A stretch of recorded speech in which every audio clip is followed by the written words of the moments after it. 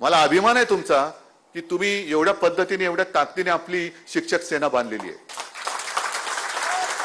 पण आजपासून सुरू करा, आजपासून सुरू करा. जसं RSS करतं, जिकडे जातं तिकडे पोखरायला लागतात. म्हणजे जसं आपण वाळवी म्हणतो ना, दिसत नाही आधी पण नंतर कळतं अरे वाळवी लागले.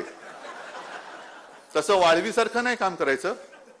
पण आपल्या मताप्रमाणे आपल्या शिवसेनेचे जे आपलं हिंदुत्व आहे, आपलं हिंदुत्व हे आपलं राष्ट्रीयत्व आहे, तसे प्रखर राष्ट्राभिमानी हिंदू तयार करण्याचं काम हे तुम्ही केलंच पाहिजे, करायलाच पाहिजे. तुम्हाला जिथे जिथे शक्य असेल, अगदी ग्रामीण भागातनं आला असाल, गाव वाड्या वस्तेपाडे हे सुरू करा.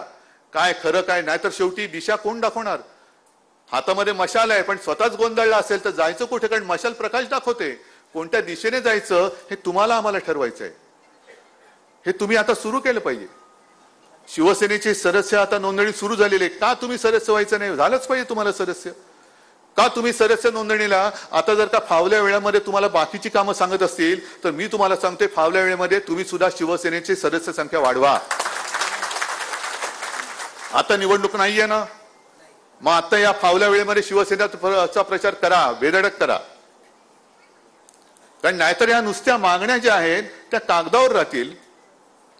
अभ्यंकर साहेब तिकडे, कारण माझ्याच सभागृहात त्या आहेत, विधान परिषदेत घसा कोरडा होईपर्यंत बोलतील. समोर जर का बैरे किंवा कान बंद करून बसलेले सत्ताधारी असतील तर उपयोग काय तुमच्या या बोलण्याचा? या ताकदीचा तरी काय उपयोग आहे? म्हणून ही ताकद आता एकवटलेली आहे. या ताकदीची शक्ती ही जोपर्यंत आपण या सरकारला दाखवत नाही, नवे माझं तर म्हणणे की यावेळेला आपली संधी, त्यांनी सगळी ज्या काही काळ्या विद्या असतील किंवा आणखीन काही कारस्थानं असतील त्या माध्यमातून आपली संधी हिरावली. कारण आज सुद्धा जिथे जिथे जातोय सगळे म्हणतात उद्धवजी असं तर होऊच शकत नाही. आम्ही सगळ्यांनी तुम्हाला मतदान केलेलं आहे, तुमचा पराभवच होऊ शकत नाही, सगळे पराभवच होऊ शकत नाही. आता या एक एक गोष्टी त्यांनी ज्या काय थापा मारल्या या तुम्हाला सगळ्यांना सांगायला काय हरकत आहे?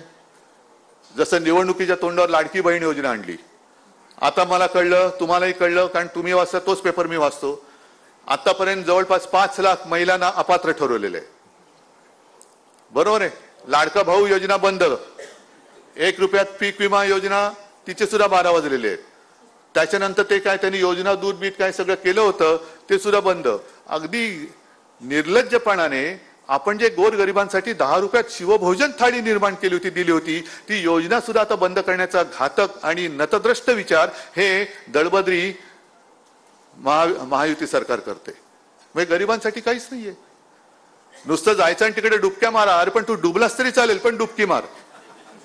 हे हिंदुत्व नाही. असं नाही हिंदुत्व चालणार. हे हिंदुत्व मला बिलकुल मान्य नाही.